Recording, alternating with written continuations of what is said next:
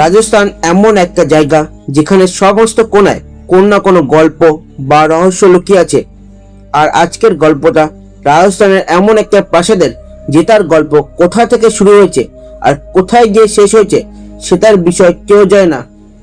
আজকের এই গল্পটা হলো ভানগড়ের, যেটাকে নিয়ে অনেক লোককথা আর গল্প আছে। আর যখন ভারতবর্ষের সব থেকে ভৌতিক আর রহস্যময় জায়গার কথা বলা হয়, এই প্রাসাদের নাম সবার আগে নেওয়া হয়। দিল্লি থেকে 235 কিলোমিটার দূরে রাজস্থানের আনবর জেলায় 3 দিক থেকে আরাবল্লী পর্বতে ঘিরে এই প্রাসাদটি রয়েছে। 1573 খ্রিস্টাব্দে আমেরের রাজা ভগবান দাস তার ছোট ছেলে মাধব সিং এর জন্য এই ভানগড়ের প্রাসাদ বানিয়েছিল। যখন ভানগড়ের প্রাসাদ বানানো হয়েছিল তখন এটা খুবই জনবহুল আর সমৃদ্ধ নগর ছিল। আর সেই সময় ভানগড়ে 9000-এর বেশি লোক থাকতো। কিন্তু হঠাৎ কি হলো যাতে একটা বিশাল নগরী একটা ধ্বংসস্তূপে পরিণত হলো। আর আজ লোকেদের মধ্যে ভানগড় নিয়ে এতটা ভয় আছে যে লোকেরা সেখানে দিনের বেলা যেতেও সংকোচ বোধ করে। আর আর্কিওলজি অফ ইন্ডিয়া বর্তমানে যে এর দেখাশোনা করে সে একটা বোর্ডে এখানে পরিষ্কার করে লিখে দিয়েছে, সূর্য ওঠার আগে আর সূর্য ডোবার পর এই প্রাসাদে কেউ প্রবেশ করতে পারবে না। মানে আপনি দিনের আলোতে ভানগড়ে প্রবেশ করতে পারবেন, কিন্তু অন্ধকার হওয়ার আগে আপনাকে সেখান থেকে বেরোতে হবে। ভানগড় কি করে এত বিশাল একটা ধ্বংসস্তূপে পরিণত হয়েছে সেই বিষয় কেউ জানে না। কিন্তু এই ভানগড় প্রাসাদ নিয়ে 2খানা গল্প আছে, আর এই 2খানা গল্পের ওপর মানুষ সব থেকে বেশি ভরসা করে। আর এর মধ্যে প্রথম গল্পটা হলো গুরু বলনাথের। বলা হয় থাকে যখন আমেরের রাজা ভগবান দাস ভানগড়ের প্রাসাদ বানিয়েছিল তখন ভানগড়ের প্রাসাদের কিছুটা দূরে গুরু বলনাথ থাকতো। যখন গুরু বলনাথ জানতে পারে আমেরের রাজা এখানে একটা প্রাসাদ বানাচ্ছে, তখন তিনি রাজা ভগবান দাসের কাছে একটা প্রস্তাব পাঠায় আর তাকে নিজের কাছে ডাকে। আর তারপর রাজা ভগবান দাস গুরু বলনাথের কাছে যায় আর তখন সে রাজাকে বলে, আপনি এই প্রাসাদ বানাচ্ছেন, এতে আমার কোনো আপত্তি নেই, কিন্তু এই প্রাসাদের উচ্চতা এতটা বাড়াবেন না যে ওই প্রাসাদের ছায়া দিনের বেলা যে কোনো সময় যখন আমি তপস্যা করছি তখন আমার ওপর পড়ে। তখনকার দিনে যারা সাধু ছিল তারা অত্যন্ত সিদ্ধ ছিল আর তার জন্য তাদেরকে অনেক আদর করা হতো আর তাদের বলা কোনো কথাই হালকায় নেওয়া হতো না। আর রাজা ভগবান দাস গুরু বলনাথের এই কথা শোনার পর ঠিক তেমনই করে। আর ভানগড় প্রাসাদের উচ্চতা এতটা বাড়ায়নি যাতে ওর ছায়া গুরু বলনাথের কাছে পৌঁছায়।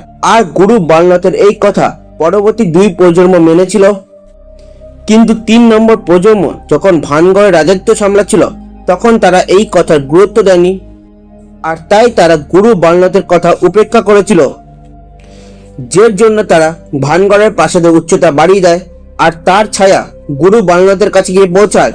আর যখন ভানগড়ের প্রাসাদের ছায়া গুরু বলনাথের কাছে পৌঁছায় তখন গুরু বলনাথ রেগে যায় আর তিনি ভানগড়কে অভিশাপ দেন। আর বলা হয় থাকে গুরু বলনাথের এই অভিশাপের পর থেকেই ভানগড়ে অনেক সমস্যা শুরু হয় আর যার জন্য ভানগড় নষ্ট হয়ে যায়। এটা বলা হয়ে থাকে 1783 সালে যে দুর্ভিক্ষ আছে, যে দুর্ভিক্ষে লাখ লাখ মানুষ মারা যায়, সেই দুর্ভিক্ষ আছে গুরু বলনাথের অভিশাপের ফলে। পরে এমনও নয় কেউ ওখানে জনবসতি স্থাপন করতে চায়নি, পরে বহু লোক সেখানে জনবসতি স্থাপন করতে চেয়েছিল আর বহু লোক নিজের বাড়িও বানিয়েছিল। কিন্তু যারা ওখানে বাড়ি বানিয়েছিল তাদের বাড়ির ছাদ সবসময় ভেঙে যেত আর লোকেরা মনে করত এই সমস্ত কিছু সেই অভিশাপের ফল। কিন্তু ভানগড় ধ্বংসের আরো একটা গল্প আছে আর লোকেরা এই গল্পের উপরই বেশি ভরসা করে। আর সেই গল্পটা হলো রানী রত্নাবতীকে নিয়ে। ইতিহাস অনুযায়ী যখন ভানগড় অত্যন্ত ধনী আর সমৃদ্ধ শহর ছিল তখন ভানগড়ের প্রাসাদে একটা রাজকন্যা থাকতো যার নাম রত্নাবতী। রাজকুমারী রত্নাবতী অত্যন্ত সুন্দরী ছিল আর তার সৌন্দর্য চর্চা দূর দূর পর্যন্ত ছড়িয়েছিল। তার জন্য বড় বড় রাজারা রানী রত্নাবতীকে বিয়ের প্রস্তাব দিত। কিন্তু রাজারা ছাড়াও আরো একজন রানী রত্নাবতীকে বিয়ে করতে চাইতো, সে হলো সিন্ধিয়া। সিন্ধিয়া একটা তান্ত্রিক ছিল আর সে যখন রানী রত্নাবতীকে দেখেছে তখন থেকে সে রানী রত্নাবতীকে ভালোবেসে ফেলেছিল আর তাই সে যে কোনো মূল্যে রানী রত্নাবতীকে পেতে চাইতো। কিন্তু সে জানতো সে সোজাভাবে কোনোদিন রানী রত্নাবতীকে পেতে পারবে না। কোথায় একটা সাধারণ তান্ত্রিক আর কোথায় একটা রাজকুমারী। আর সেই জন্য সে রানী রত্নাবতীকে পাওয়ার জন্য একটি উপায় খুঁজে বের করে আর সঠিক সুযোগের অপেক্ষা করতে থাকে। আর সিন্ডিয়া একদিন সেই সুযোগ পেয়ে যায়, যখন রাজকুমারী রত্নাবতীর একটা দাসী ভানগড়ের বাজারে রাজকুমারীর জন্য চুলের তেল কিনতে আসে। যখন সেই দাসী চুলের তেল কিনে ফিরে যাচ্ছিল, তখন সিন্ডিয়া কোনোভাবে তাকে আটকে দেয়, কেননা সে তন্ত্রবিদ্যায় ভালো ছিল, তাই জন্য সে তেলের ওপর কালো জাদু করে দেয়। আর যখন দাসী রাজকুমারীর কাছে পৌঁছায় আর রাজকুমারীকে এই তেলটা দেয়, তখন রাজকুমারী কিছু সন্দেহ হয়। রত্নাবতী অত্যন্ত বুদ্ধিমান ছিল, আর সে এই তেল দেখে বুঝে যায় এই তেলের ওপর কেউ তন্ত্রের ব্যবহার করেছে। আর তারপর রাজকুমারী দাসীর কাছে তেলের ব্যাপারে জিজ্ঞাসা করে। তখন দাসী তান্ত্রিক সিন্ধিয়ার কথা বলে। তান্ত্রিক সিন্ধিয়ার নাম নিতেই রাজকুমারী সবকিছু বুঝে যায়। আর তারপর রাজকুমারী সেই তেলের বোতলটা একটা পাথরের ওপর মেরে ভেঙে দেয়। এই জন্য তেল আর তেলের সমস্ত জাদু সেই পাথরে মিশে যায়, আর সেই পাথরটা নিজে নিজে তান্ত্রিকের কাছে যেতে থাকে। আর তারপর তান্ত্রিক দেখতে পায় একটা বড় পাথর তার কাছে আসছে, আর সেটা দেখে সে সবকিছু বুঝে যায়। কিন্তু কিছু করার আগে সেই পাথরটা তান্ত্রিকের বুকে চড়ে যায়। যেহেতু ওই পাথরটা অত্যন্ত বড় ছিল, যার জন্য তান্ত্রিকের ওখানেই মৃত্যু হয়। আর মরতে মরতে তান্ত্রিক রত্নাবতীকে অভিশাপ দেয়, রত্নাবতী সমেত ভানগড়ের সবাই মারা যাবে, আর রত্নাবতীর আত্মা আজন্ম ভানগড়ের প্রাসাদে ঘোরাফেরা করবে। তান্ত্রিক সিন্ধিয়া মরার কিছু সময় পর ভানগড় আর তার পাশের রাজ্য অজবগড়ের মধ্যে ভয়ঙ্কর যুদ্ধ লাগে, যাতে ভানগড় পুরোপুরি নষ্ট হয়ে যায়। আর এই যুদ্ধ আজবগড় জিতে যায়, আর ভানগড়ে রানী রত্নাবতী সমেত বহু লোক মারা যায়। কিন্তু ইতিহাসের কোথাও ভানগড় আর আজবগড়ের যুদ্ধের কথা বলা হয়নি। কিন্তু বহু বছর ধরে এই গল্পটাই সবাইকে শোনানো হচ্ছে, আর বলা হয়ে থাকে এই যুদ্ধের পর ভানগড়ে কোনোদিন জনবসতি গড়ে ওঠেনি। আর যারা ভানগড়ে থাকতো তারা ভানগড় ছেড়ে অন্য জায়গায় চলে যায়, যার জন্য ভানগড় জনশূন্য হয়ে যায়। আর বলা হয়ে থাকে এই যুদ্ধে যারা মারা গেছে তাদের আত্মা আজও ভানগড়ে ঘোরাফেরা করে। ভানগড়ে আজও রাত্রেবেলা বাজার বসে, পুরনো ধ্বংসস্তূপগুলো আবার জোড়া লেগে যায়, আর ভেতরে আজও রাজার দরবার বসে। আর ভানগড়ে যারা স্থানীয় বাসিন্দা তারা বলে এখান থেকে তারা রাত্রিবেলা চিৎকার আর হাসি শব্দ শুনতে পায়। আর ভানগড়ের প্রাসাদে যারা রাত্রিবেলা গেছে তারা কখনো ফিরে আসেনি। আর যদি কেউ ব্যতিক্রম ভাবে বেঁচেও যায়, তার মানসিক অবস্থা ঠিক থাকতো না, কোনো দুর্ঘটনার কারণে সে মারা যেত। এছাড়া বলা হয়ে থাকে ভানগড় আর আজবগড়ের মধ্যে যুদ্ধের পর প্রচুর গুপ্তধন ভানগড়ের প্রাসাদে লুকোনো হয়েছিল, আর তারপর সেটা বের করার জন্য ভানগড়ে এই আত্মার গুজব ছড়ানো হয়েছিল।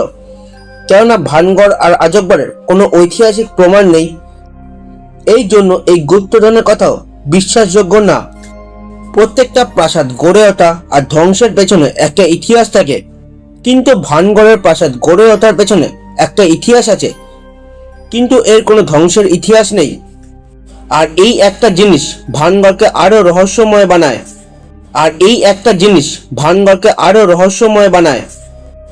এছাড়াও যারা ভানগড় ঘুরতে গেছে তাদের মধ্যে অনেকে বলেছে তাদের মনে হচ্ছে তাদের যেন কেউ ফলো করছে।